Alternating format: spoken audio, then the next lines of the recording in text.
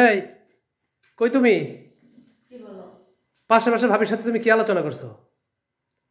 আমি তো ভাই আমার ডাইকে নিয়ে বললাম, তো মান সময় সব শেষ করে দিতেছো। তুমি কি শুরু করছো? তুমি কি আলোচনা করছিলাম? তুমি বলে ভাবিরে বলছো যে সুখে থাকতে হলে জেলখানা আর হাসপাতাল থেকে ঘুরে আসতে হবে। ঠিকই তো বলে আসছি। কিসের ঠিকই বলে আসছো? ভাবি আমারে ভাবি বলে ভাইরে সেই দিছে যে পাশে পাশে ভাবি এসে এই কথা সেই কথা উল্টাপাল্টা কথা এসে বলে।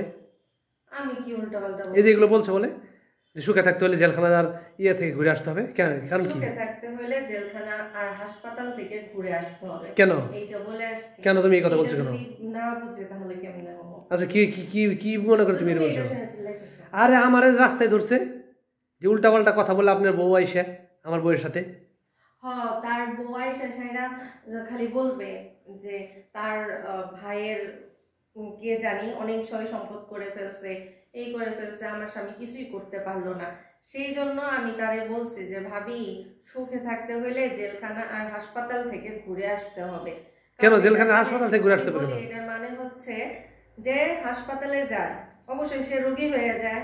হ্যাঁ, তখন সে চিন্তা করে আল্লাহ আমি কখন সুস্থ হব, অন্তত আমি সুস্থভাবে বাইচে থাকতে চাই। কারণ হাসপাতালে যারা যায় তারা তো আর মানে সুস্থ মানুষ যায় না, অসুস্থ মানুষই যায়। হ্যাঁ। তখন কিন্তু তার অসুস্থতা বড় ধরনের একটা রোগ যদি ধরা পড়ে, তখন তার মনে হবে আমি পৃথিবীতে বাইচে থাকতে চাই, আর কিচ্ছু দরকার নেই, আমি শুধু সুস্থ থাকতে চাই। হ্যাঁ, এটা মনে হবো কিনা? এটা তো মনে অবশ্যই হবে, কারণ অসুস্থ হলে বোঝা যায় সুস্থতার কি দাম।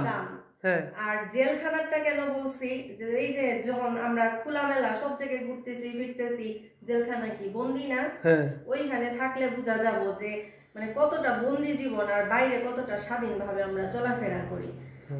তো এইটার সাথে সুখে থাকার কি সম্পর্ক? এটার সাথে সুখে থাকে এই যে আমি ভালো আছি, সুস্থ আছি, তারপরে আমার বন্দি থাকতে হইতেছে না। আমার খালি চিন্তা ভাবনা আমি কখন একটা বাড়ি করবো, কখন গাড়ি করবো, সারাক্ষণ এগুলা মাথার মধ্যে ঘুরে, এর এইটা করলো, ওই ওইটা করলো, ওই শাড়ি কিনলো, এই কিনলো, সেই কিনলো, এরকম মাথার মধ্যে ঘুরে হিংসা তৈরি হয়।